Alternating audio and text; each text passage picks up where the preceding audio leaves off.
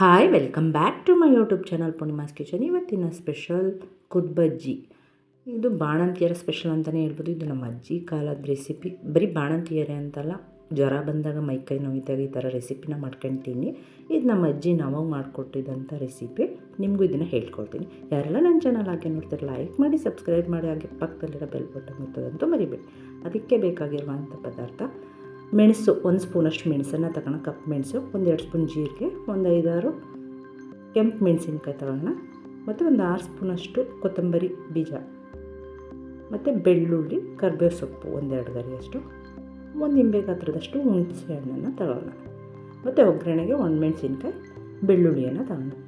ಒಂದು ಬಾಣಲಿಯನ್ನು ಸ್ಟವ್ ಮೇಲೆ ಇಟ್ಟು ಸ್ಟವ್ ಹಚ್ಚಿ ಎಲ್ಲ ಇಂಗ್ರೀಡಿಯೆಂಟ್ಸನ್ನು ಸ್ವಲ್ಪ ಮೀಡಿಯಮ್ ಫ್ಲೇಮಲ್ಲಿ ಹುರ್ಕೊಂಬಿಡೋಣ.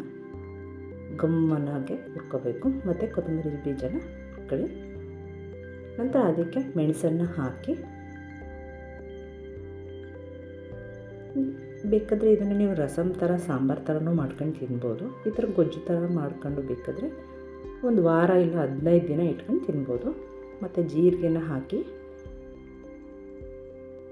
ಚೆನ್ನಾಗಿ ಹುರಿಯೋಣ. ನಂತರ ಒಣಮೆಣಸಿನ್ಕಾಯಿ. ಈ ವೆದರ್ಗಂತೂ ತುಂಬ ಮಾಡಿಸಿದಂಥ ಇದು. ನಾವು ಇದನ್ನು ಕುದ್ಬಜ್ಜಿ ಅಂತ ಹೇಳ್ತೀವಿ ನಮ್ಮ ಕಡೆ. ನೋಡಿ, ಅದಕ್ಕೆ ಹುರಿದು ಒಂದು ಕಡೆ ಇಡೋಣ ಆರೋದಕ್ಕೆ.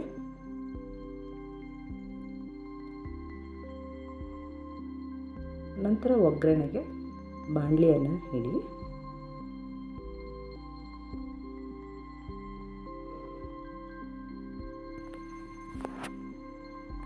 ಬಾಂಡಿ ಇಟ್ಟ ನಂತರ ಆರಿದ್ರೆ ಮಸಾಲೆ ಪದಾರ್ಥಗಳನ್ನ ಒಂದು ಮಿಕ್ಸಿ ಜಾರ್ಗೆ ಹಾಕಿ ಇದನ್ನು ನುಣ್ಣಗೆ ಪುಡಿ ಮಾಡ್ಕೊಂಬಿಡೋಣ.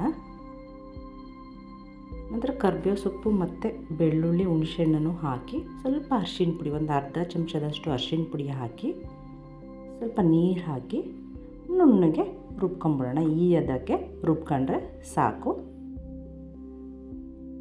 ಥರ ಒಗ್ಗರಣೆಗೆ ಬಾಂಡಿ ಇಟ್ಟಿರ್ತೀವಲ್ಲ, ಅದಕ್ಕೆ ಸ್ವಲ್ಪ ಎಣ್ಣೆನ ಹಾಕಿ, ಸ್ವಲ್ಪ ಎಣ್ಣೆ ಜಾಸ್ತಿ ಆಗ್ತದಷ್ಟು ಟೇಸ್ಟ್ ತುಂಬ ಚೆನ್ನಾಗಿರುತ್ತೆ. ಎಣ್ಣೆ ಇಲ್ಲಾಂದರೆ ನೀವು ತುಪ್ಪನ ಬಳಸ್ಕೋಬೋದು. ನಂತರ ಇಂಗು, ಸಾಸಿವೆ,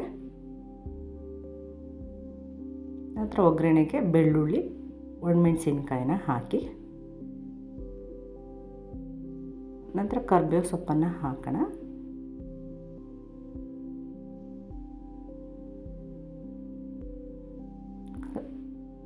ಚೆನ್ನಾಗಿ ಫ್ರೈ ಮಾಡಿ ಬೆಳ್ಳುಳ್ಳಿ ಸ್ವಲ್ಪ ಬೇಯೋ ತನಕ.